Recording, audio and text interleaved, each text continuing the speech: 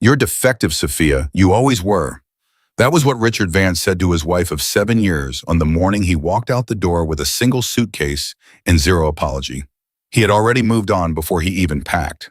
3 months after the divorce was finalized, he sent Sophia a photograph. Not a kind word, not an acknowledgement of the 7 years she had stood beside him, through residency, through debt, through the long and quiet grief of learning. Her body wasn't cooperating the way either of them had hoped. He sent an ultrasound image. Another woman, his child, and on the back of it, in his own handwriting, 4 words written to make sure the message landed. If you are watching this story tonight, whether you're in New York, Atlanta, Denver, Dallas, or somewhere quiet and far from all of that, hit that subscribe button right now and drop your city in the comments below. I want to see how far this story has traveled. Because what Sophia did next, what she walked across a hallway to ask a near stranger, is the kind of thing people say doesn't happen in real life. Until it does. Part 1. It was 7 in the evening on a Thursday in October when Marcus Cole heard the knock at his door. He wasn't expecting anyone. He had come home from work 40 minutes earlier, changed out of his dress shirt, poured himself a glass of water, and was standing at the kitchen counter, scrolling through emails he had no intention of answering before morning. The knock was soft, the first time almost tentative, and for a moment he assumed it was nothing, a neighbor's door, a sound through the wall. Then it came again, firmer, more deliberate. He set down his glass and crossed to the door. He opened it and found his neighbor standing in the hallway. He knew her by sight. Sophia Vance, apartment 4B directly across the hall. They had exchanged maybe a dozen words in the 4 months since she moved in. She was quiet, always polished, always moving with a kind of contained purposefulness that made you feel like the world was slightly less organized when she wasn't in it. She was a doctor.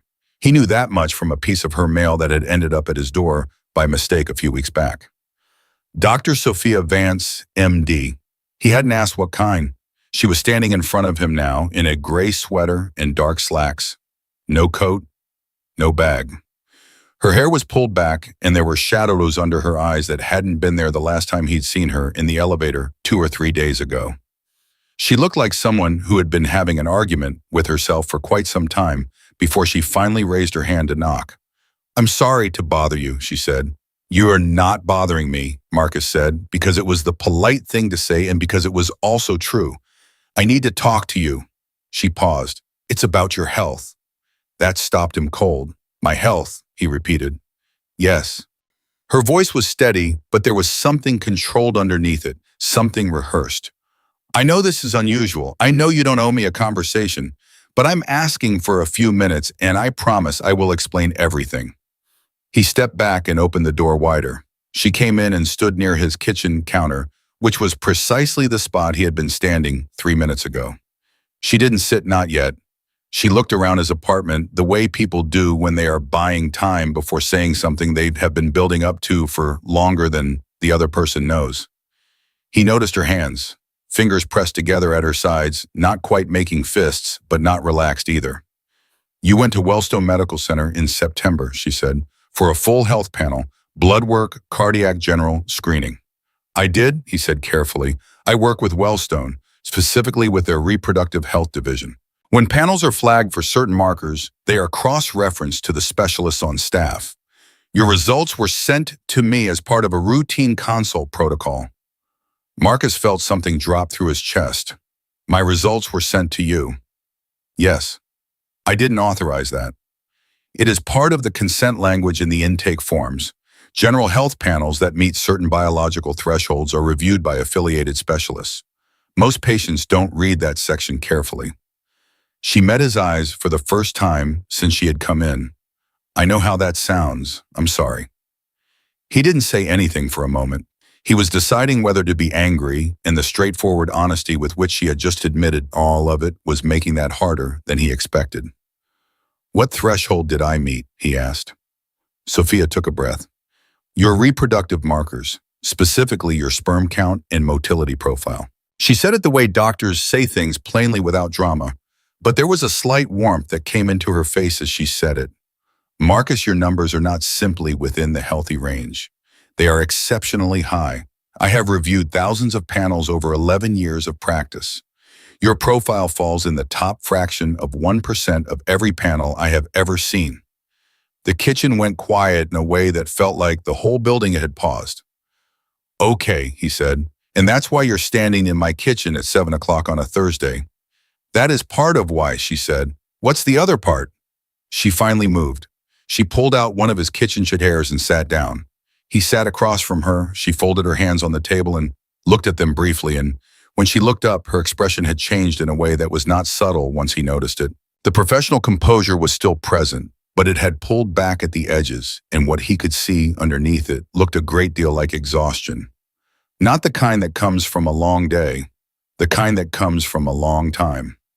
I want to tell you something, she said, and I need you to hear it as a person, not as a patient, and not as your neighbor. Just as someone who is being honest with you because she doesn't have the energy left to do it any other way. He waited. I have been trying to have a child for 6 years, Sophia said. 6 rounds of IVF, 2 donor cycles, 1 attempt with a surrogate that fell apart in the 2nd trimester.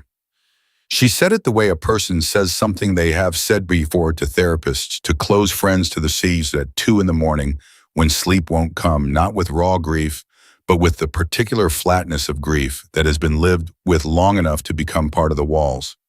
The last round was 14 months ago. My physician, who is also a colleague, told me that given my current follicle counts and my age, the probability of a successful assisted pregnancy is now below 4%. I'm sorry, Marcus said. He meant it without reservation. My ex-husband left 4 years ago, she continued. He told me I was broken. That was the specific word he chose. And then he went and had a child with someone else and made certain I knew what he had done. She paused. He sent me the ultrasound picture. Marcus went very still. He sent it to you, with a note on the back. She said it without looking away, without allowing her voice to waver, to make sure the message was clear. The silence between them had weight. Marcus looked at this woman sitting at his kitchen table, this composed and clearly brilliant woman who had walked in here with rehearsed language and steady hands, and he felt something shift in his chest that had nothing to do with discomfort and everything to do with recognition. He had his own version of a story that rhymed with hers.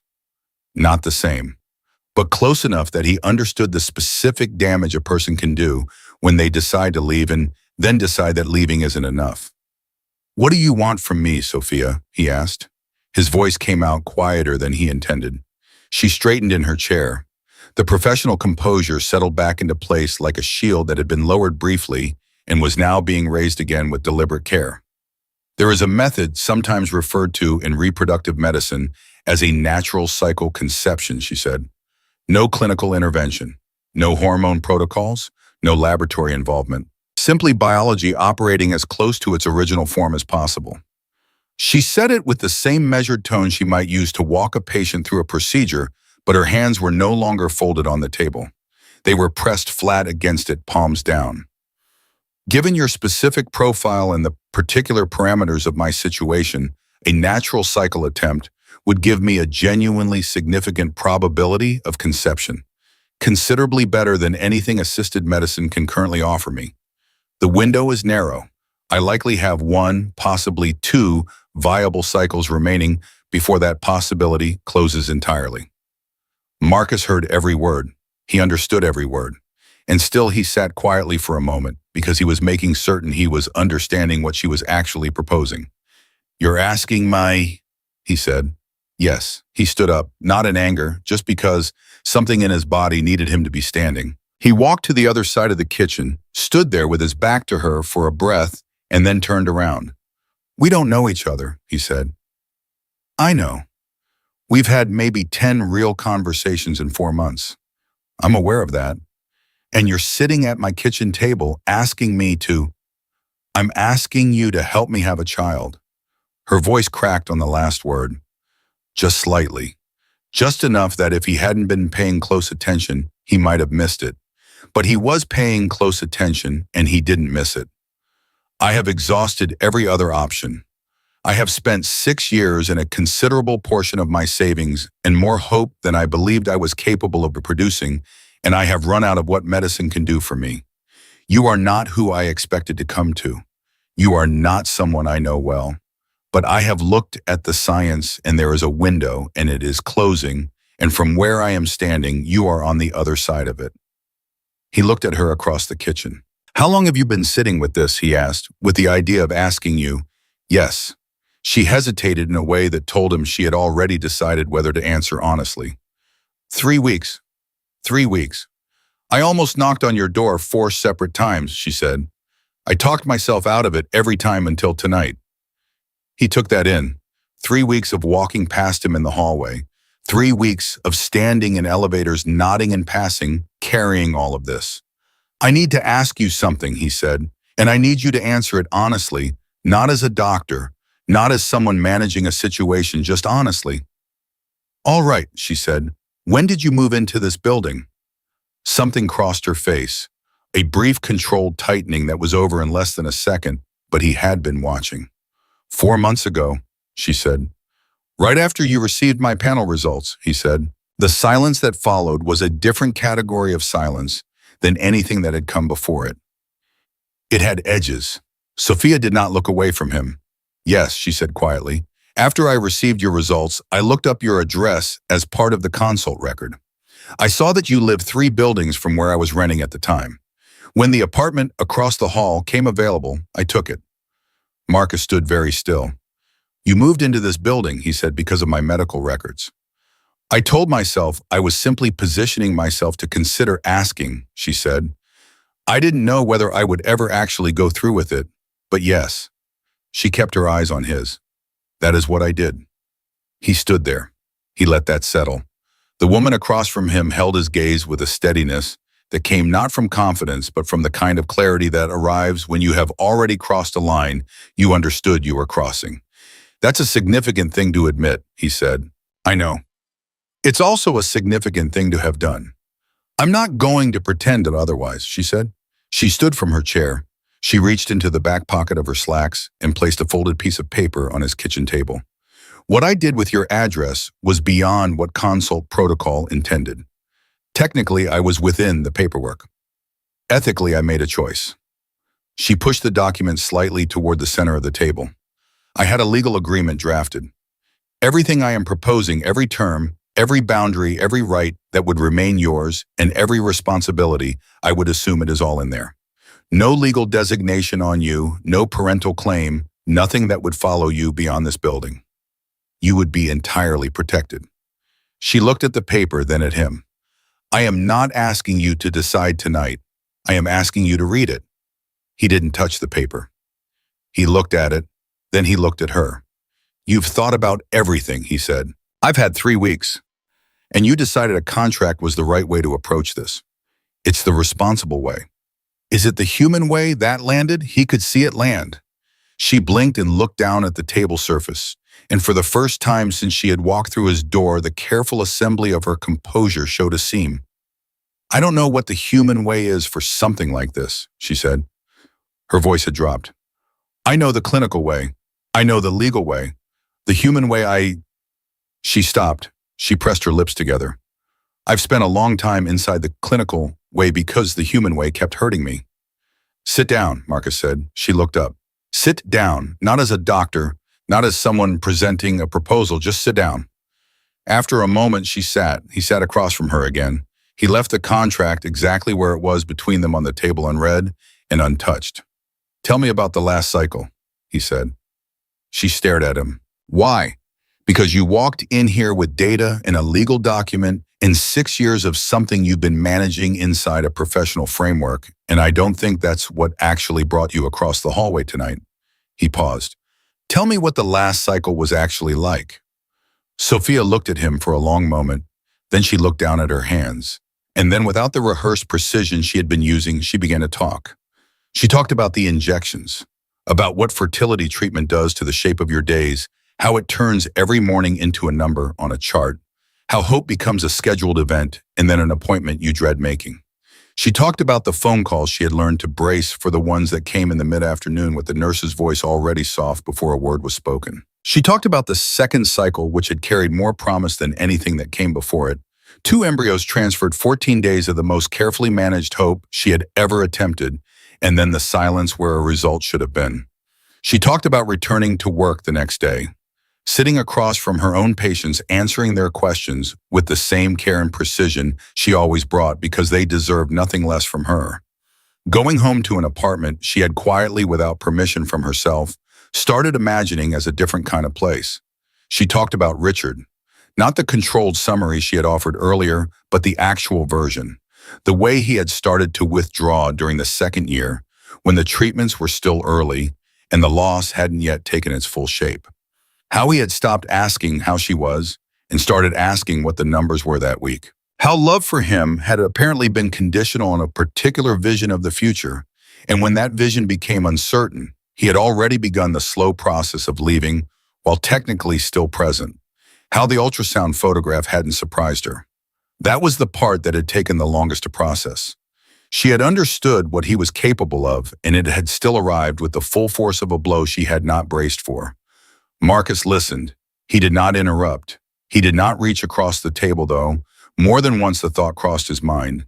He listened, and the kitchen was quiet except for her voice, and outside the building, the city continued its Thursday evening without any awareness of the two people sitting across from each other with a folded legal document between them, and something neither of them yet had the language for beginning to take shape in the air between them. When she stopped talking, she straightened in her chair and pressed her lips together, and he could see her putting herself back together the way he imagined she had done many times before assembling the composure piece, by careful piece, not because she wanted to hide anything, but because it was the structure she knew. "I didn't plan to say any of that," she said. "I know. I came here to present the situation and give you the document and let you think." "I know that too," he said. She met his eyes. For the first time since she had come through his door, she looked less like someone executing a carefully prepared plan and more like someone who had just set something heavy down after carrying it for a very long time. "I'm going to think about what you've asked me," Marcus said. She nodded, once, with the practiced restraint of someone who has learned not to respond visibly to possibilities. "That's all I'm asking," she said. "But I have one condition," Marcus said. She waited. He nodded toward the folded paper. "I'll read it. And if there's anything in there that reduces either one of us to a transaction, I won't be signing it. Not because I'm refusing the idea, but because whatever this turns out to be, it is going to deserve more than paperwork." Sophia looked at him for a long and quiet moment. Then she reached across the table and picked up the contract. She folded it a second time and held it in both hands. And for just a second before the composure fully reassembled itself, something crossed her face that was not grief and not medical professionalism, and not the controlled clarity she had maintained since she walked in. It looked unmistakably like relief. "I'll let myself out," she said quietly. "You don't have to." "No." She stood. She smoothed the front of her sweater with one hand. "I said what I came to say. You said what needed to be said back. I think we both need a moment with this before either of us says anything else." And she was right. He knew she was right. He walked her to the door, which was 5 steps in his apartment, and they stood in the frame for a moment, the way people stand after a conversation that has shifted the weight distribution of something when both parties feel it and neither is quite ready to name it. "Sophia," he said. She stopped. "What your ex-husband did," Marcus said. "Sending that picture, that note." He paused. "That is one of the cruelest things I have ever heard one person do to someone they once claimed to love." She looked at him. And for just a moment, for the space of a single breath, the last layer of what she carried with her visibly went somewhere else, and what remained was simply a woman who had been told she was broken and had spent 4 years moving through a world that occasionally seemed designed to confirm it. "Thank you," she said. Her voice was steady when she said it, but her eyes said something different. She crossed the hallway. Her door opened and then it closed, and Marcus stood in his own doorway looking at the empty hallway for longer than he could account for afterward. Then he went back into his kitchen. He stood at the counter. His water glass was exactly where he had left it. The room looked exactly as it had an hour ago. Nothing in it had changed, and yet everything in it was different. He stood there for a long time, his hand resting on the counter, thinking about a woman who had moved across a hallway because of a number on a page, thinking about the photographs people send to wound, thinking about the particular kind of courage it takes to walk across a hall and say the true thing out loud when every previous version of that conversation has ended in silence or loss. He thought about the folded document she had taken back with her and about what he had said, that whatever this was, it deserved more than paperwork. He believed that. He also recognized that he had no idea yet what it deserved because he did not yet know what it was. He picked up his water glass. He stood in the quiet of his kitchen in the October dark, and he did not sleep for a long time. He read the contract at 11:30 that night. He hadn't intended to. He had told himself he was going to sleep on it, that the whole thing required distance and a clear head, and the kind of measured thinking that doesn't happen in the first hour after someone has detonated a conversation in your kitchen. He had changed into a t-shirt and sat on the edge of his bed and stared at the far wall for 20 minutes before getting up, walking back to the kitchen, and opening the drawer where he had placed the document after Sophia had left it the second time, slipped under his door while he was in the shower with a short note attached. I want you to have this after all. No pressure, no timeline, just the full picture. She had slid the contract back under his door.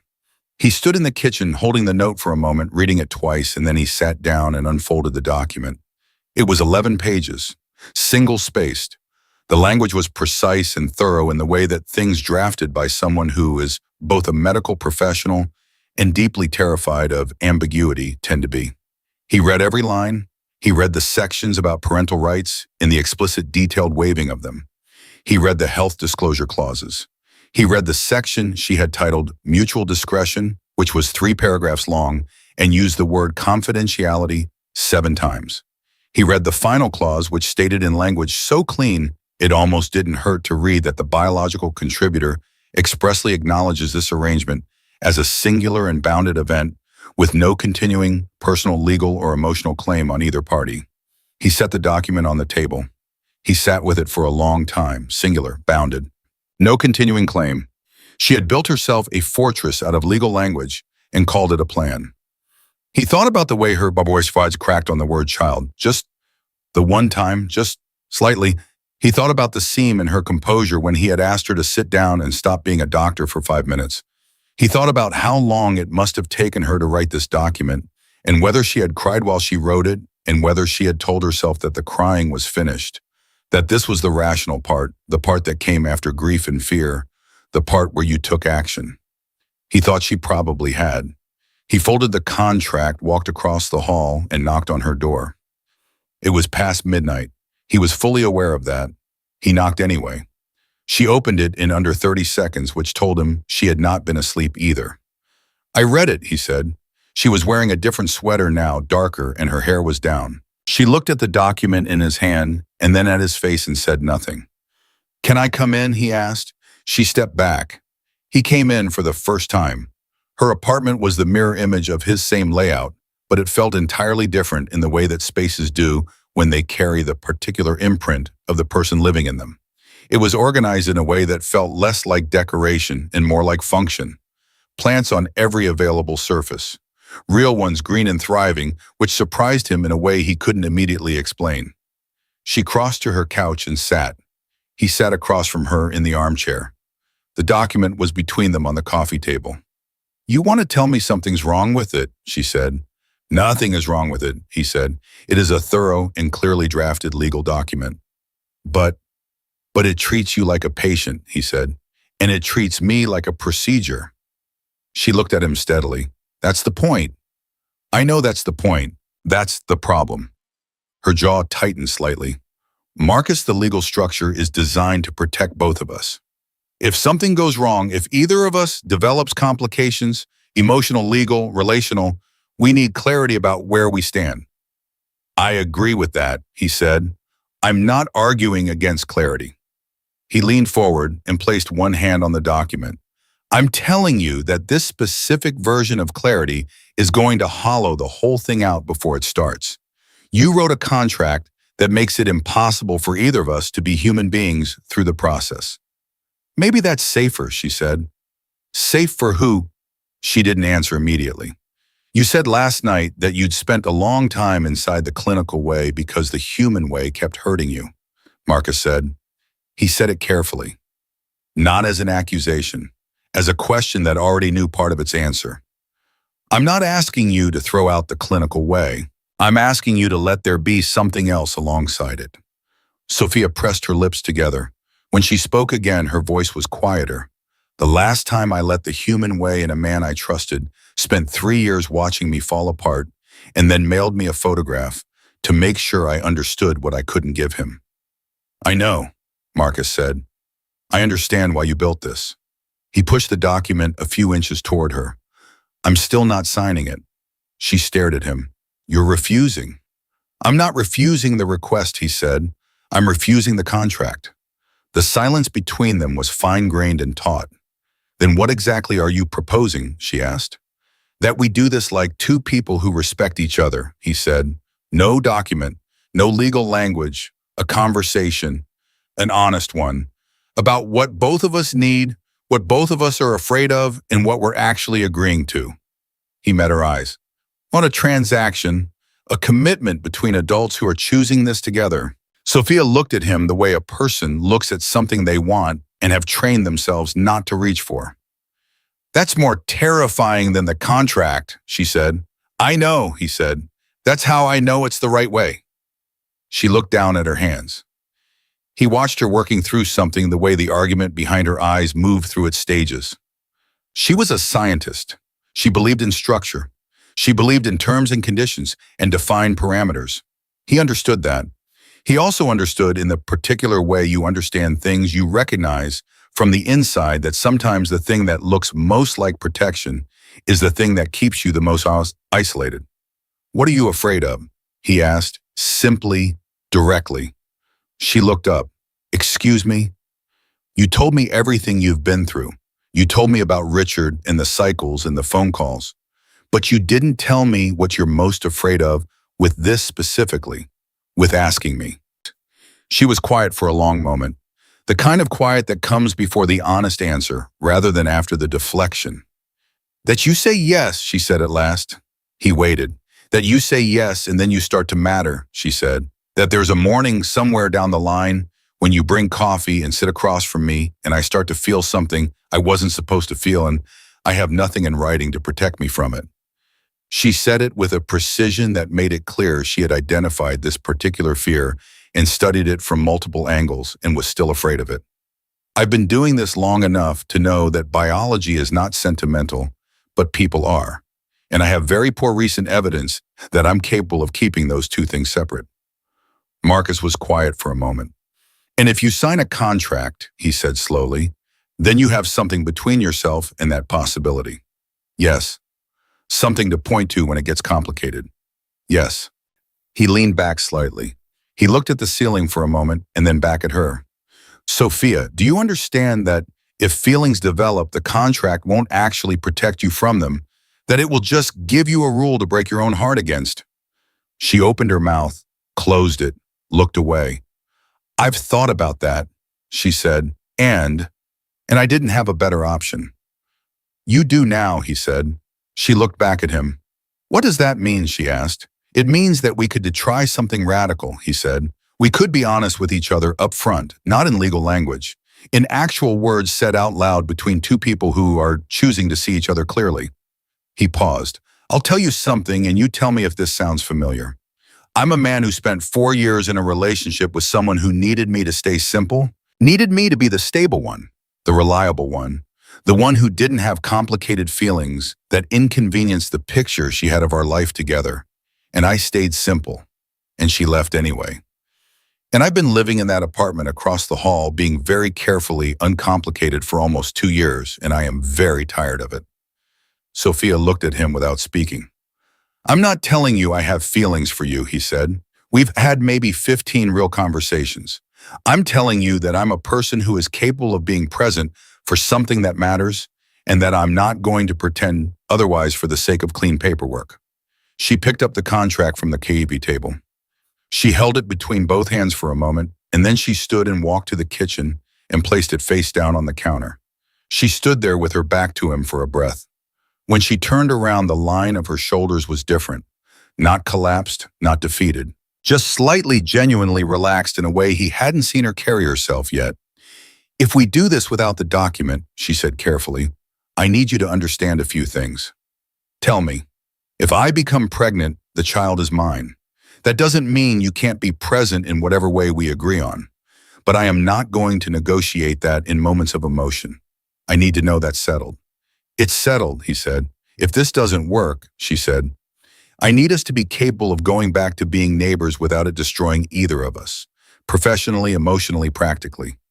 I understand. And if something happens between us, she said, and here her voice dropped half a register when she said it, something outside of what we're agreeing to tonight, I need us to be able to talk about it instead of pretending it isn't there. He looked at her across the room. I think that might be the most reasonable thing anyone has ever asked me. Something softened briefly in her face. Then she straightened again. You said you're tired of being uncomplicated. I did. So am I, she said quietly. For what it's worth, so am I. They sat back down, this time not in the formal across-the-table geometry of a presentation, but side by side on the couch, the coffee table in front of them empty now that the contract was gone, and they talked. Really talked the way people talk when the performance is finished, and what's left is the actual substance of two lives. He told her about his own failed engagement, about a woman named Claire who had been warm and funny and entirely certain of what she wanted, which turned out not to include the version of Marcus that had questions about the future.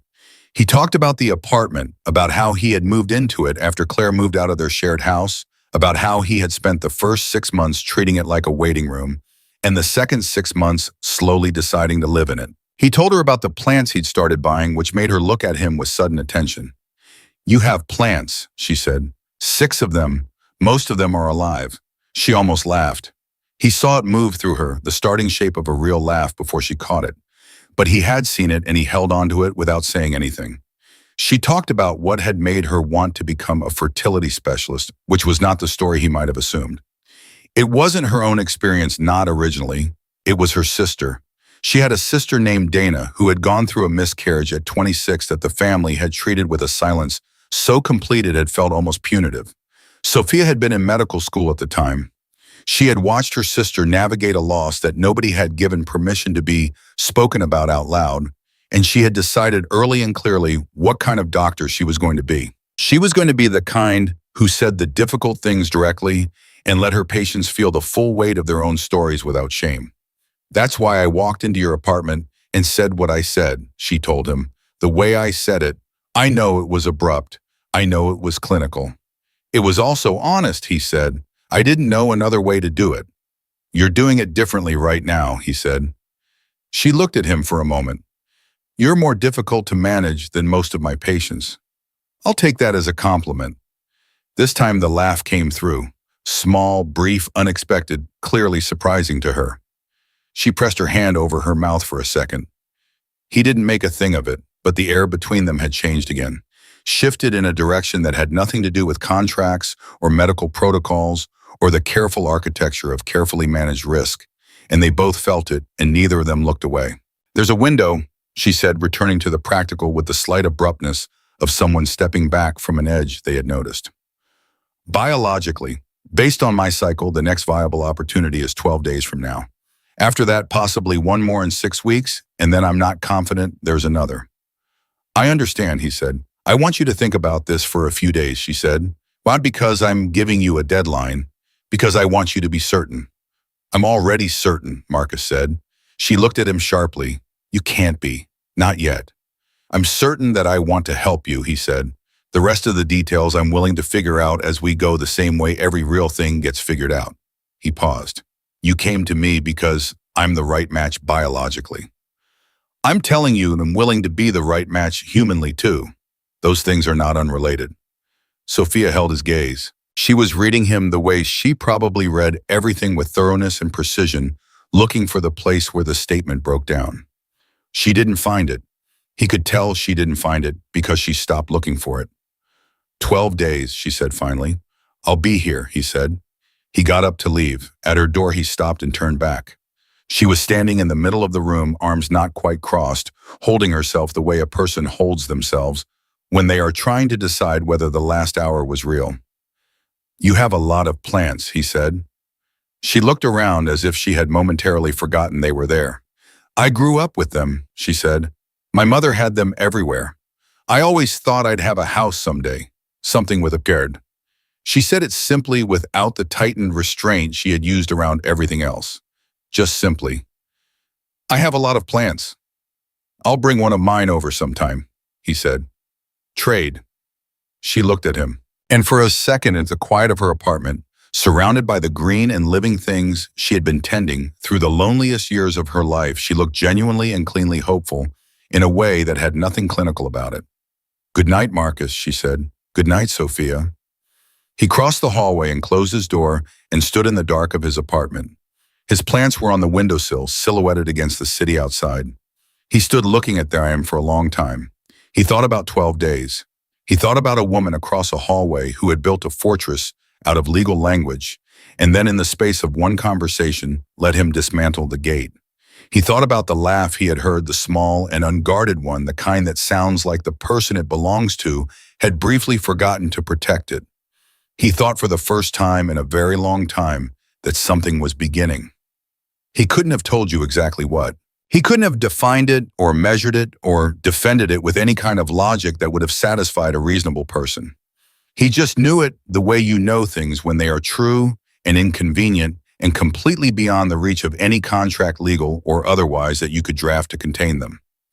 Something was beginning, and in 12 days, whether either of them was ready or not, it was going to get complicated. The 12 days did not pass the way Marcus had expected them to. He had imagined something awkward, something clinical and scheduled, two people managing an arrangement with the careful distance of professionals who had agreed to a transaction and were determined to honor its terms without complicating them.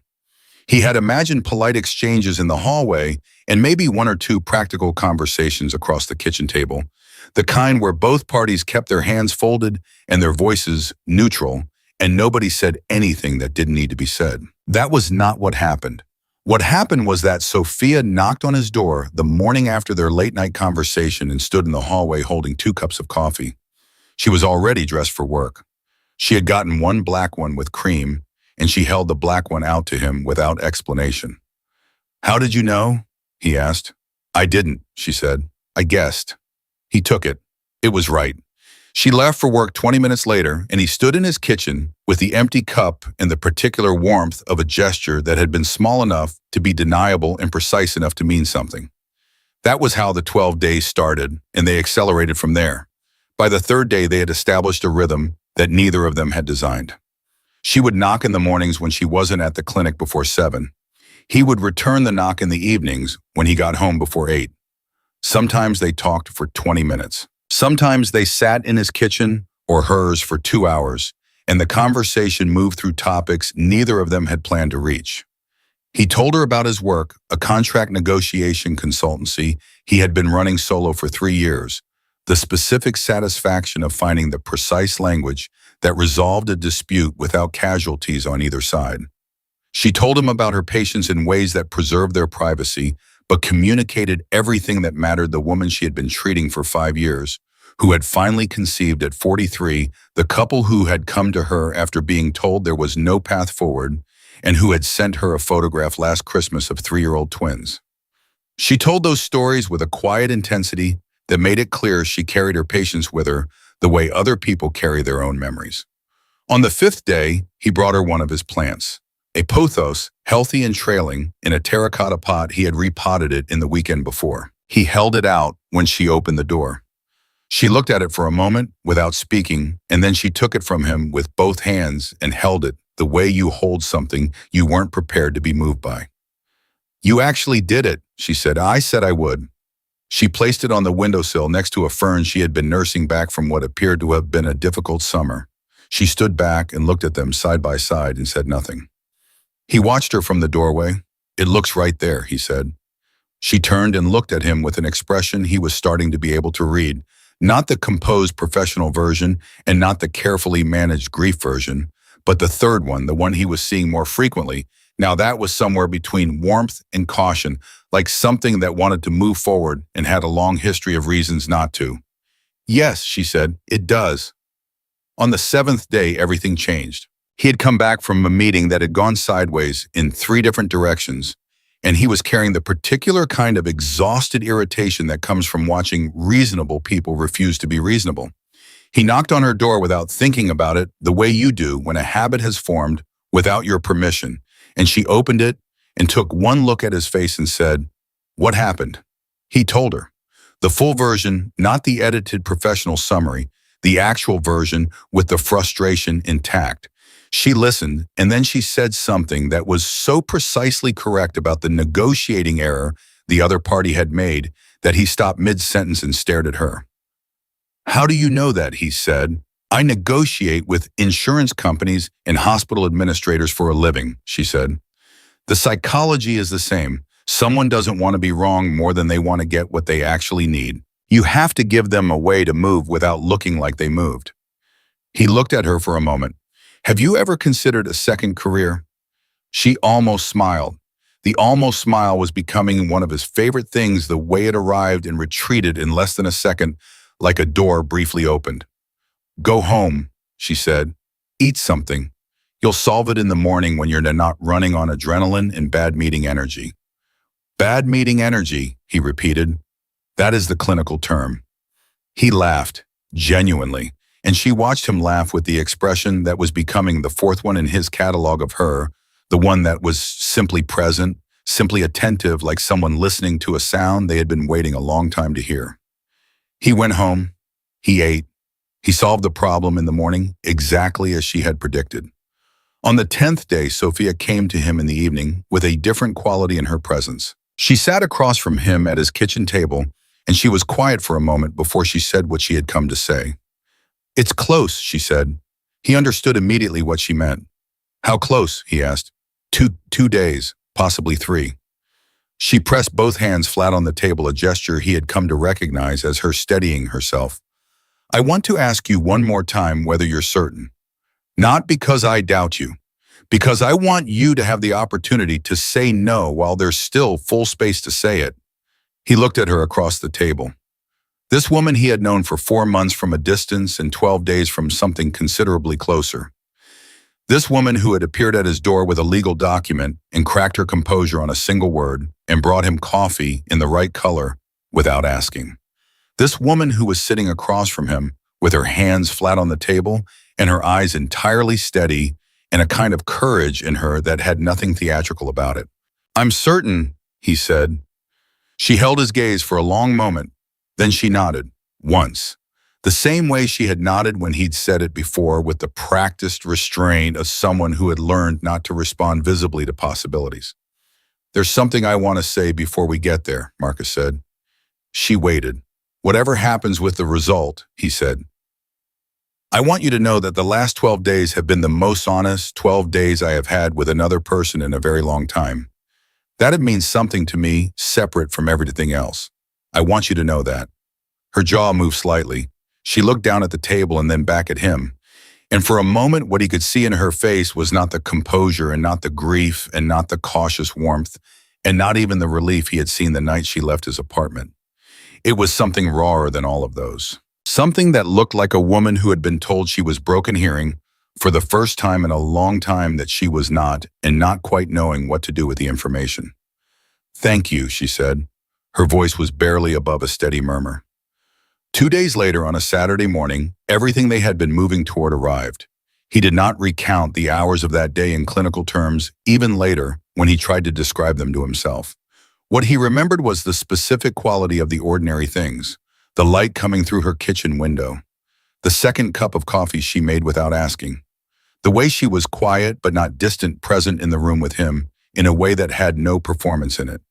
He remembered the moment the composed doctor set down her composure entirely and was simply a woman, simply herself in all the ways that the legal document and the careful management had been designed to prevent. He remembered the feeling of being trusted by someone who had very good reasons not to trust. He remembered that she laughed once at something he said, a real laugh this time, unguarded and sudden and entirely uncontrolled, and that she didn't cover it with her hand or pull it back. He remembered that specifically. He held on to it. What came after was the waiting. And the waiting was its own kind of architecture. Sophia had explained the timeline with the precision of someone who had lived it too many times already. 2 weeks before a test would give reliable results. 14 days in which biology would either confirm or deny what they had done. She told him this, standing in her kitchen with her hands folded and her professional tone back in place, and he recognized the shift for what it was. She was rebuilding the clinical framework because it was the structure she knew how to live inside when outcomes were uncertain. He understood. He didn't push against it, but he kept knocking on her door, and she kept opening it. On the third day of waiting, he noticed she was quieter than usual. Not cold, not withdrawn, just quieter. She sat across from him at her kitchen table with a glass of water she didn't drink, and she was present but slightly pulled back as if she had moved to a room inside herself that was a few degrees farther from the door. "Tell me what's happening in there," he said. She looked at him. "I'm fine." "I know you're fine," he said. "That's not what I asked." She was quiet for a moment. Outside, somewhere into the building, someone was moving furniture, the low dragging scrape of it traveling through the floor and walls. She looked at the table. "Every time I have waited like this," she said, "I have tried to stay inside the data, probability timing, the things I can measure. I have tried to stay technical because technical is survivable." She paused.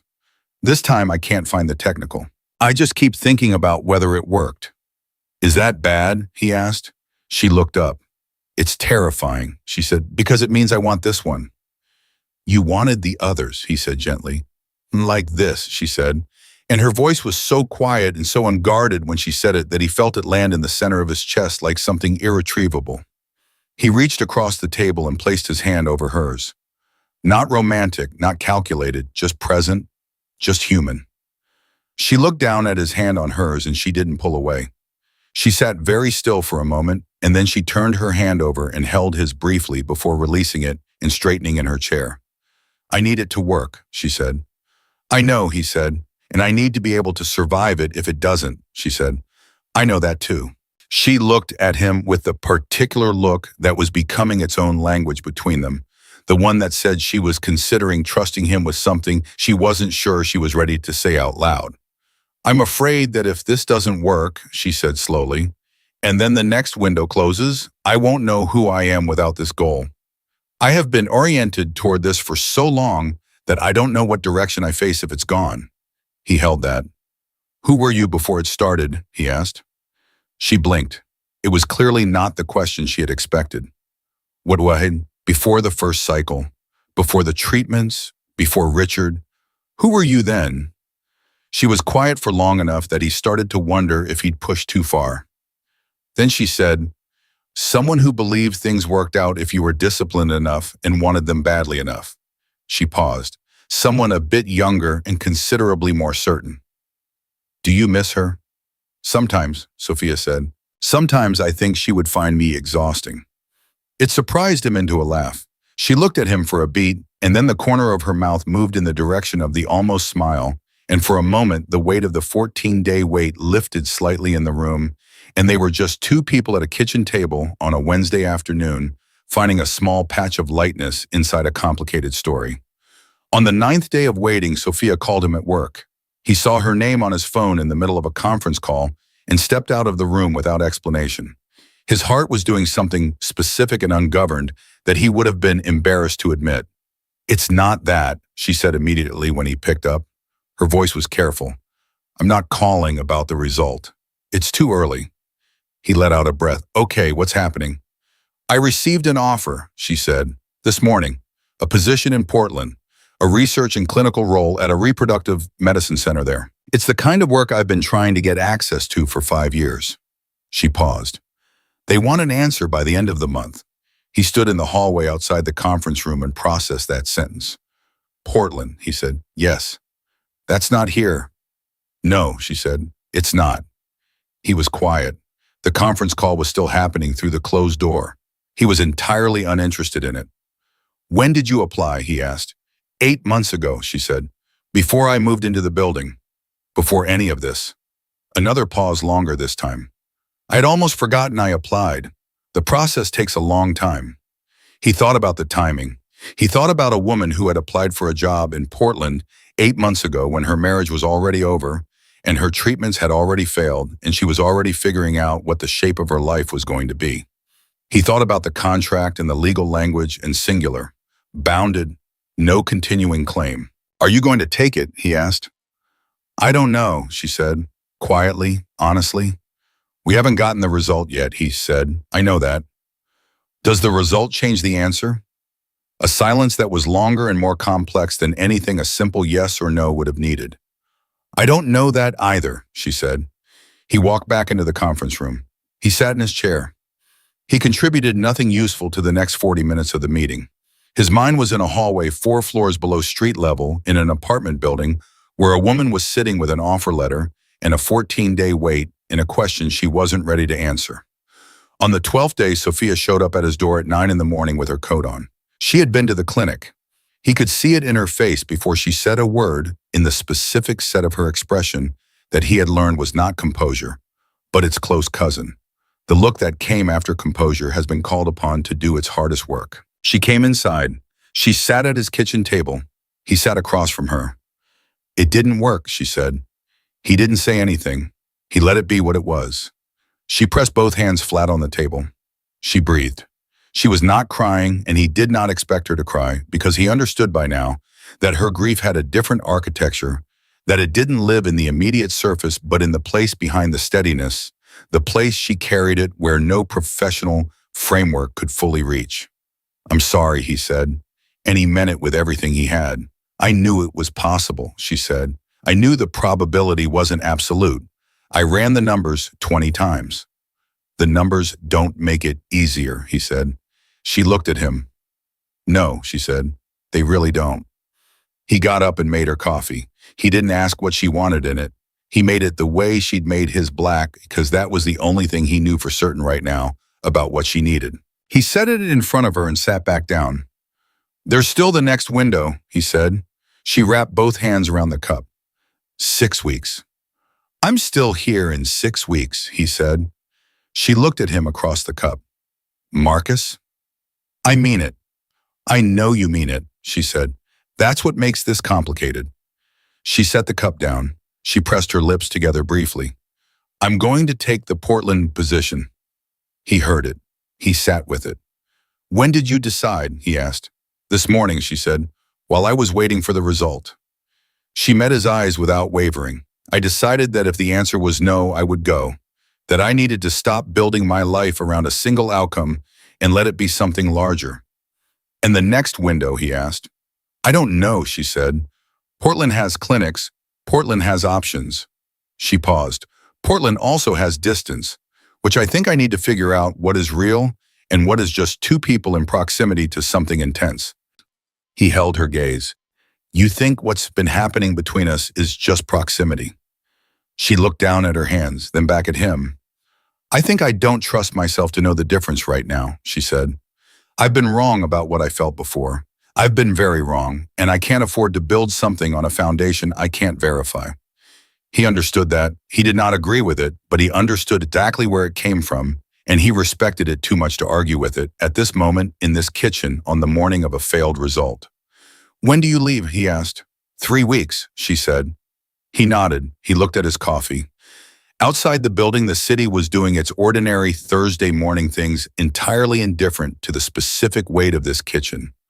I want you to know something before you go, he said. He said it carefully, not with urgency, not with pressure. What happened over the last 3 weeks? Not the biology, the rest of it, the coffee and the plant and the conversations. In the morning you told me I had bad meeting energy, and the night you laughed like you had forgotten to stop yourself. That was real. Whatever category it fits into, it was real. She looked at him for a long time. He could see her deciding whether to let what he had just said reach her fully or to hold it at the manageable distance she had maintained since the morning he refused to sign a contract. She let it reach her. I know, she said softly. I know it was real. Then don't make it smaller than it is just because you're scared, he said.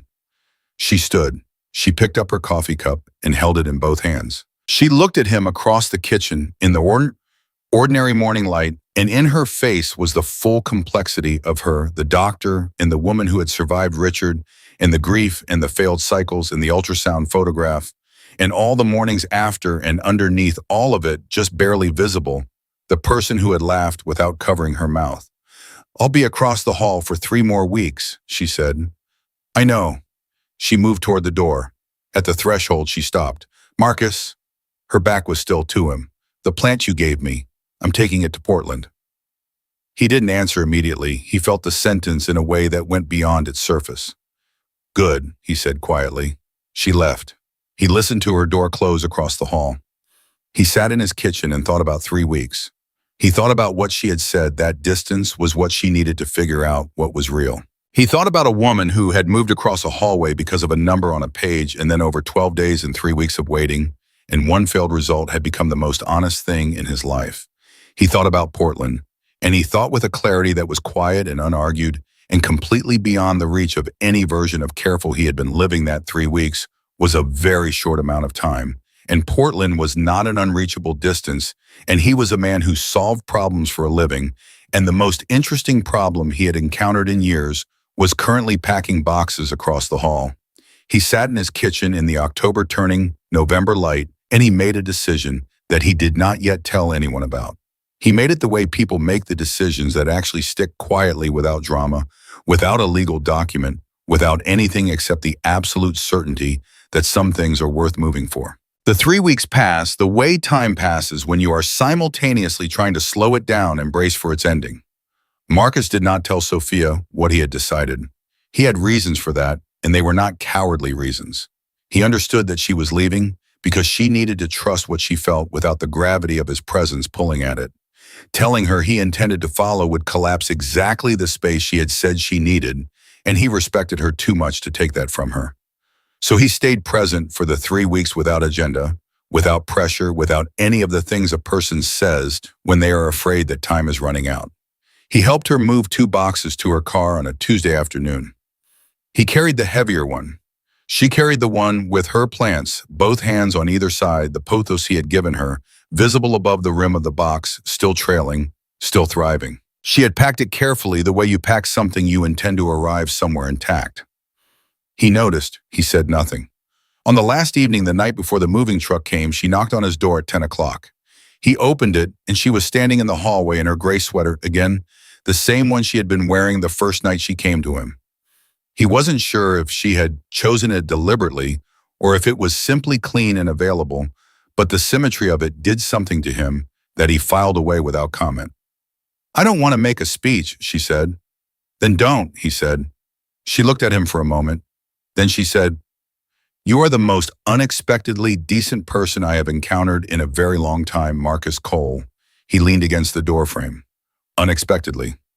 I had a profile of you from your medical records, she said. Biologically exceptional. No other data. A beat. I did not anticipate the rest. The plants, he said. The refusal to sign the contract, she said. The way you made me coffee at 9 in the morning after the worst result I had gotten in 2 years. The way you didn't say anything useful and somehow said exactly the right thing. She pressed her lips together briefly. I'll remember the last few weeks for a long time.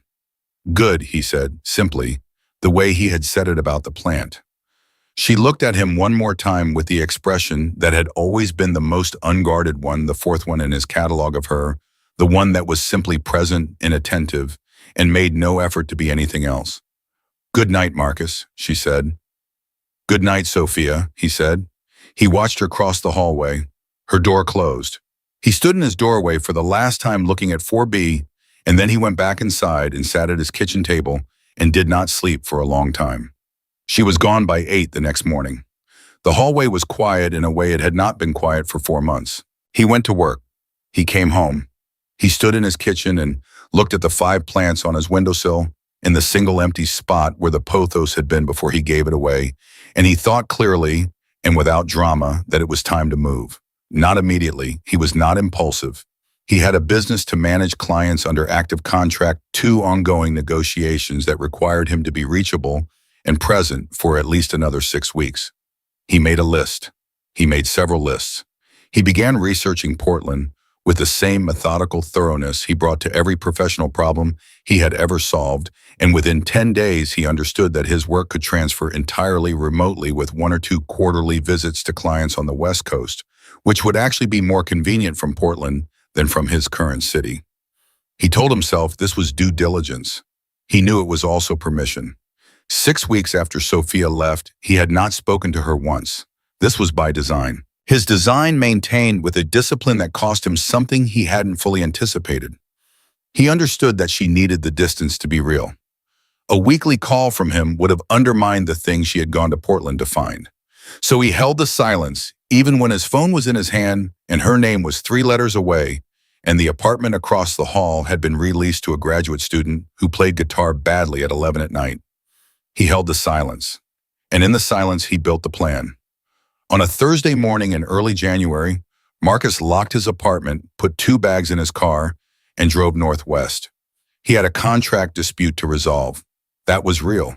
A client in Portland, a mid-sized biotech company, had been in a deadlocked negotiation with a supplier for 11 weeks, and the situation had escalated to the point where both parties were asking for in-person mediation. He had received the request 3 weeks earlier and had accepted it without mentioning to anyone why the geography felt like something more than coincidence. He drove the distance in 2 days, stopping overnight, and when he crossed into Oregon, he felt something shift in his chest that was not professional anticipation. He checked into the hotel on a Wednesday evening. He had the client meeting Thursday morning. He spent Wednesday night in his room looking at his phone, at the absence of recent messages in a conversation thread he had not added to since a brief text he had sent the day she moved, confirming that her mail had stopped coming to his box. She had replied with 2 words, "Thank you." He had held those 2 words for 6 weeks and extracted everything they might mean, and concluded he still didn't know. He set the phone down. He told himself he was going to wait until the contract dispute was resolved, that the professional thing was to do the work first, that arriving in Portland and immediately calling her was exactly the kind of pressure she had left to escape. He lasted until Thursday afternoon. The client meeting ended at noon. Both parties had moved closer to resolution than either had managed in 11 weeks, and Marcus had identified the specific clause that was functioning as the real obstruction under the stated ones, which was the only thing he had ever needed to do in any negotiation he had ever handled. He shook hands, declined lunch, and sat in his rental car in the parking structure and looked at his phone. He called her. It rang 4 times. He was composing the voicemail message in his head when she answered. "Marcus." Her voice was careful in the specific way of a person who has been expecting and dreading a call simultaneously. He could hear the particular quality of it, the steadiness that cost something. "I'm in Portland," he said. A silence that ran long enough for him to hear her breathing. "For work," he added. "Contract dispute. It's real. I'm not fabricating a reason." "I didn't think you were fabricating," she said. "I wanted to see you," he said. "No setup, no hedge. If you're willing." Another silence, shorter this time. "How long are you here?" she asked. "I haven't booked a return," he said. The silence that followed that sentence was the loudest thing he had heard in 6 weeks. "There's a coffee place 2 blocks from my clinic," she said at last. "I can be there at 4. "I'll be there," he said. He was there at 3:40.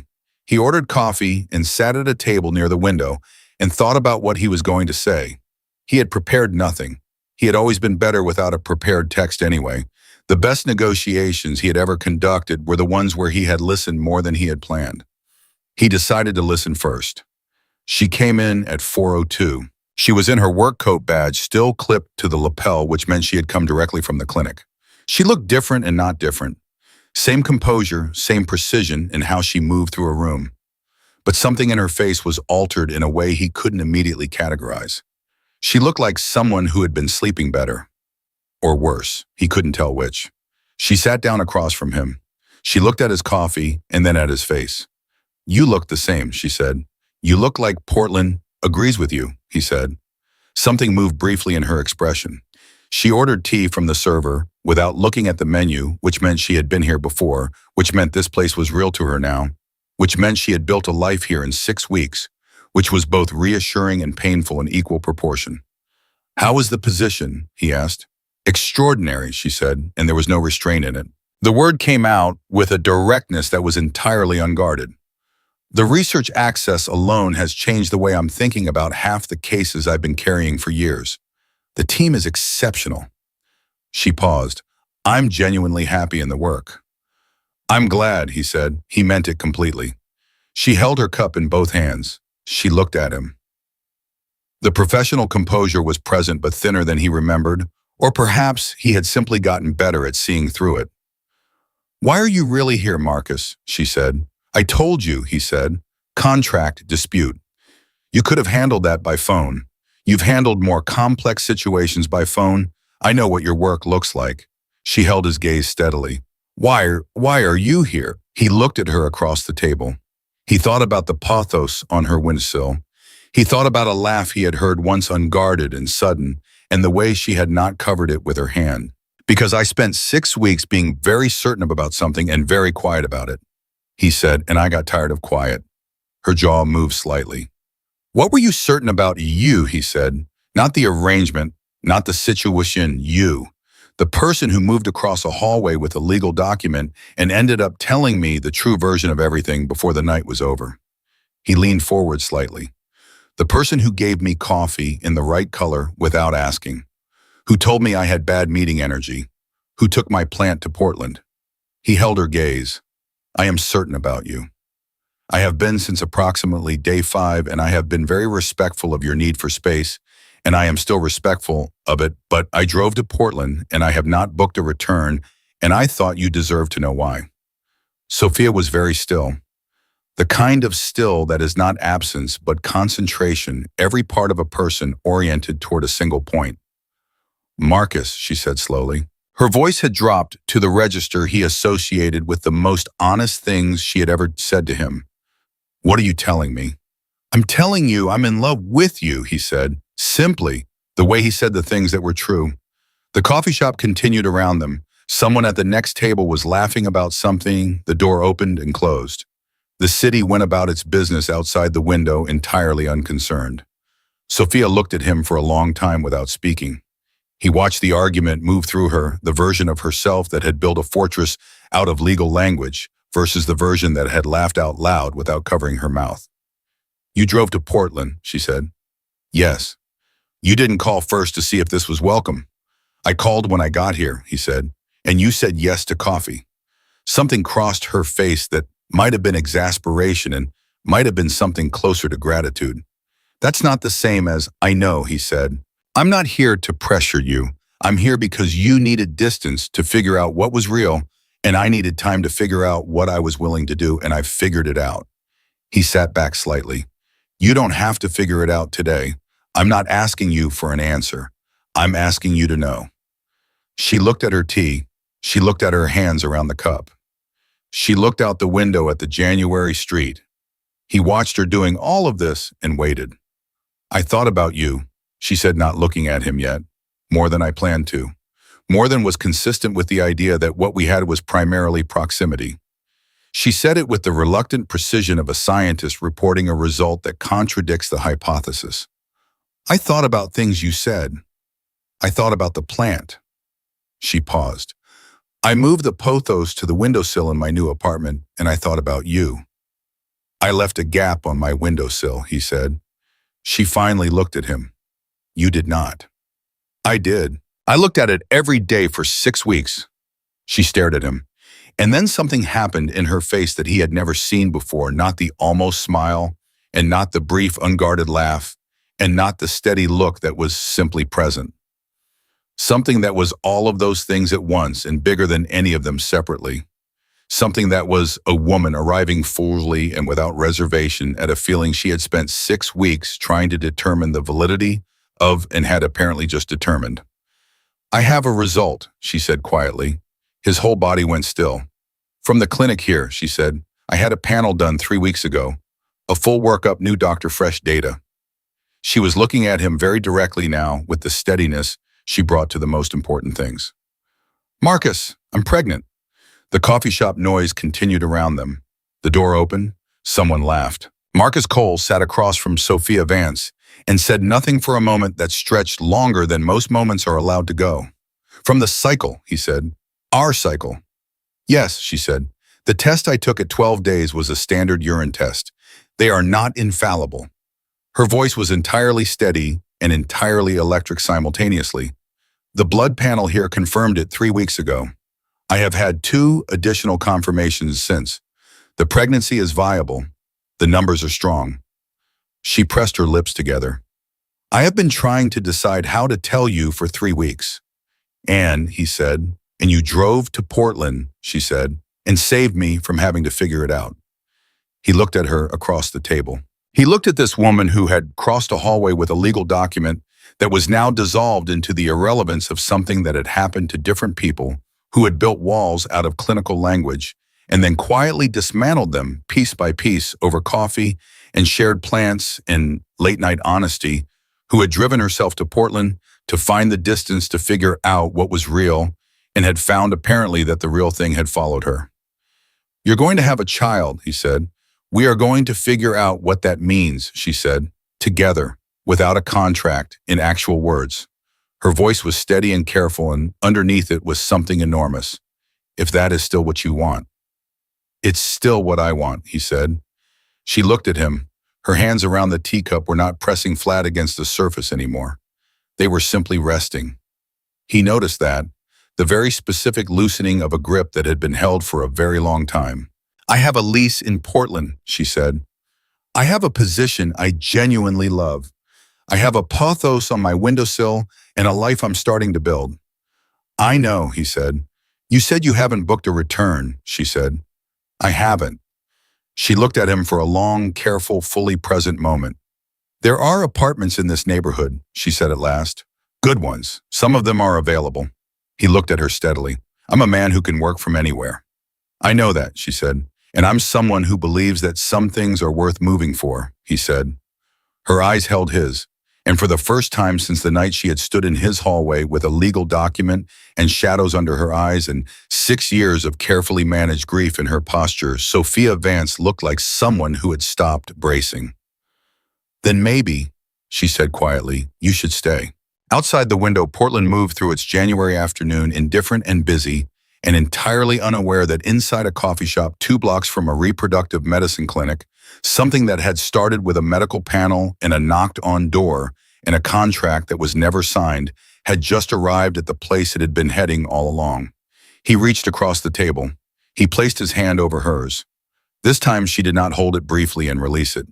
This time she held on. He stayed. Not in the hotel, not in a temporary arrangement that kept one foot pointed back toward the city he had come from. He found an apartment 6 blocks from Sophia's, signed a 12-month lease on a Thursday afternoon 2 weeks after the coffee shop, and by the end of January he was unpacking boxes in Portland with the particular efficiency of a man who had already decided this was permanent and saw no reason to treat it otherwise. He transferred his remaining active clients to remote management. He notified his 2 in-city clients personally, which was the right thing to do, and both of them took it better than he had anticipated, which was often what happened when you told people the truth directly instead of constructing a careful exit around them. He brought his 5 remaining plants. He left the gap on the windowsill filled this time. The early weeks in Portland had a quality he did not have language for immediately and eventually stopped trying to name. They were not romantic in the curated sense. They were not the beginning of something from a film where everything is soft-lit and inevitable. They were 2 people in adjacent lives, close enough to feel each other's gravity, navigating the practical and emotional architecture of a situation that had no established template. Sophia was 12 weeks pregnant when he moved into the neighborhood. She had told him the numbers were strong, which he understood translated roughly into the fact that she was holding her breath and trying not to hold it. He understood that. He did not push her to feel things she wasn't ready to announce. What he did was show up, in the specific, undramatic, consistent way that showing up actually looks in real life, rather than in the stories people tell about it. He showed up Tuesday evenings with food when she worked late. He showed up Saturday mornings to walk with her through the neighborhood. She was still learning, pointing out the coffee place she hadn't tried yet, the bookstore that stayed open until 10 the park, 2 blocks east. That was going to matter later when the stroller became part of the logistics. He showed up when she called at 11 at night because she had read something alarming in a medical journal about a complication she understood intellectually was unlikely, but couldn't stop her mind from cataloging. He listened. He did not tell her that everything would be fine. He had learned early that she found that particular reassurance worse than silence. What he said instead was, "Tell me what the data actually shows." And she would tell him, and talking through the data out loud, though always brought her back to herself, and she always sounded slightly surprised afterward that it had worked. It always worked. At 14 weeks, she told her sister Dana, Marcus knew about Dana, the miscarriage, the family, silence, the way it had shaped the doctor Sophia had become. He knew before he watched Sophia make the call from her kitchen, pacing in the specific tight circuit she made when she was managing something large.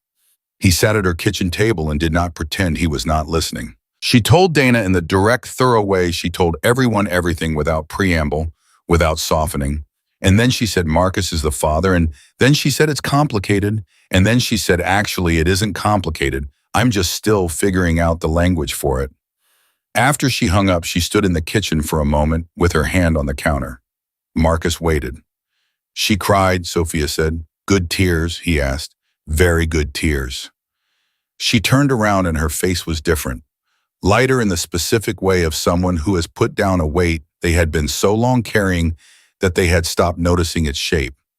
She wants to come visit. Tell her to come, he said. Sophia looked at him. She'll have questions about you. I have good answers, he said. The almost smile arrived and stayed slightly longer than usual. You have the audacity to be confident about that. I'm confident about most things that matter, he said. She sat down across from him. She looked at her hands for a moment and then at him. I want to say something and I need you not to make it into more than I'm ready for it to be yet. Say it, he said. I'm glad you drove to Portland, she said, simply. Without the professional composure and without the careful restraint, just simply. He held that for a moment. I know, he said, just as simply. She nodded once. She stood. She went to the stove to start dinner, and he got up to help, and neither of them said anything else about it, because sometimes the thing that needs to be said fits entirely in 6 words, and everything after would only be noise. The complication arrived at 16 weeks. Sophia had a routine appointment on a Wednesday morning, the case she had attended so many times over so many years that she had developed a particular neutrality about the waiting room, a practiced calm that was not the same as ease, but functioned similarly. She went alone. She had not asked Marcus to come, and he had not offered because they had both tacitly understood that she needed to be the doctor going to the appointment, not the patient being accompanied, and that distinction mattered to her in a way he respected. She called him at 11:15. He picked up before the second ring. I need you to come to the clinic, she said. Her voice was steady, precisely specifically steady, in the way that told him steadiness was being produced deliberately rather than occurring naturally. What's happening?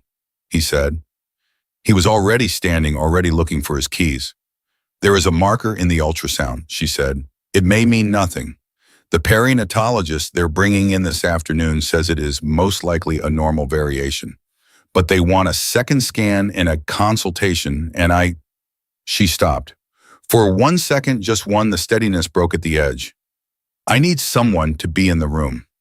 I'm already in the car, he said. He was there in 11 minutes. He found her in a consultation room with the measured composure fully assembled, the medical professional version of herself that came online in the presence of clinical information.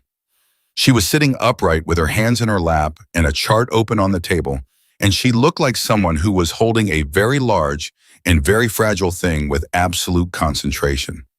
He sat down next to her and said nothing and did not touch her because he could feel that she needed the composure intact right now, and his job was to be present without disrupting the structure that was keeping her functional. The perinatologist was a woman named Dr. Chen, quiet and precise and very clear. She walked them through the scan with the same directness Sophia brought to her own patients, which Marcus recognized and appreciated. The marker was a soft indicator present in a small percentage of normal pregnancies, typically resolving by 20 weeks. The probability of it indicating a chromosomal issue was low but not zero. She recommended an amniocentesis to rule out the concern definitively. The procedure carried its own small risk. Sophia would understand the trade-offs better than most patients. Dr. Chen left them alone. The room was quiet. Sophia looked at the scan images on the screen. She had not moved since Dr. Chen finished speaking. Sophia, Marcus said. I'm calculating, she said. I know. He waited. What's the calculation telling you? That the amnio risk is lower than my anxiety about waiting 4 weeks for a 20-week rescan, she said. She said it flatly, the way people say things when they are doing math to stop themselves from feeling. Then her voice shifted just slightly, just enough. And that I have been here before. In a room with someone reading me probabilities, and the probabilities have never, she stopped. Those were different situations, he said. I know they were. She pressed both hands flat on the table. There it was, the old gesture, the one he had seen the night she told him about her failed cycle, the one that meant she was stabilizing herself against the surface because the interior wasn't stable enough on its own. I know that. I know this is different. I know the odds are genuinely in our favor. She breathed. I am also terrified. I know you are, he said. He covered her hands with one of his. She didn't hold it this time, but she didn't move away. She just sat with the contact, and he sat with her, and the clinical room was quiet around them. Schedule the amnio, he said. She looked at him. Schedule it because the math says it's right and because you will not survive 4 weeks of uncertainty, and you know it, he said. And I will be in the room. She looked at him for a long moment. You don't have to. I will be in the room, he said again. She looked at his hand over hers. Then she looked at him. Okay, she said. The amniocentesis was scheduled for the following Tuesday. Marcus rearranged 3 client calls without explanation. He drove her to the clinic. He sat in the procedure room, slightly out of the way of the medical staff, and he watched Sophia submit to being a patient with the particular difficulty of someone who has spent a career on the other side of the equation. She was very still during the procedure. Afterwards, she was quiet in the car, and he drove without filling the silence because the silence was doing necessary work.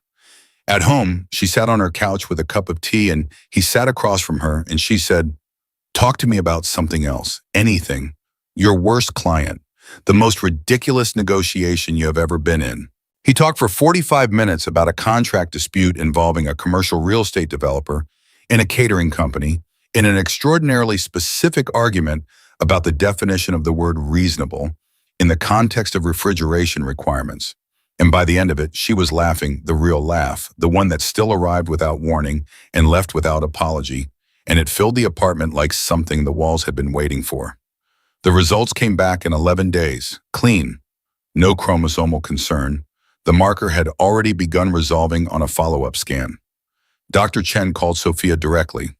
Sophia called Marcus 30 seconds after she hung up. Clean, she said. Clean, he repeated. A silence that was not difficult. A silence that was the specific texture of 2 people exhaling simultaneously from a very long distance. Marcus, she said. Yeah. I need to tell you something, and this time I don't need you to not make it more than I'm ready for. Her voice was different. He recognized the difference immediately. The last layer of management was gone. What was underneath was simply her. Because I think I'm ready. He waited. I love you, she said, directly, without setup, without the clinical precision and without the carefully managed distance, and without any of the structure she had built over 4 years of learning that the human way kept hurting her, just directly and clearly and entirely without hesitation. I have been conducting an extensive internal study for approximately 3 months, and the data is conclusive. He was quiet for a moment, not from uncertainty, from the specific feeling of something you have been holding carefully arriving safely. The data has been conclusive on my end since day 5, he said. She laughed again. He heard it through the phone and held it the way he always held it, as if it were something rare and irreplaceable, which it was. Dana came to visit in the 22nd week. She was 3 years younger than Sophia and looked enough like her that Marcus felt an odd recognition when he opened the door of Sophia's apartment and found her standing there. She hugged her sister for a long time in the hallway. Then she turned to Marcus and studied him with an openness that was clearly a family trait. You're the one who refused to sign the contract, she said. I am, he said. Good, she said. That contract was absolutely insane. She walked past him into the apartment. I read it. She emailed it to me when she was drafting it. I told her it read like she was trying to buy a car. Marcus looked at Sophia. Sophia was looking at the ceiling. You emailed your sister the contract, he said. She's my emergency consult, Sophia said. I email her everything. What did you tell her about me, he said. Dana called from the kitchen where she was already opening cabinets with the comfortable trespass of a sibling. She told me you had exceptional biological markers, you were too decent to be real, and that she was terrified of how much she already liked you by day 3. A pause. She also told me about the plant. I cried about the plant. Marcus turned to Sophia. She had the expression she got when the fourth wall had been breached and the composed version of herself had been outmaneuvered by people who loved her. Day 3, he said. Dana, Sophia said. She was already gone by day 3, Dana said cheerfully. She just needed 6 weeks in Portland to admit it. Sophia pressed her fingers to her forehead. I'm going to rescind your visiting privileges.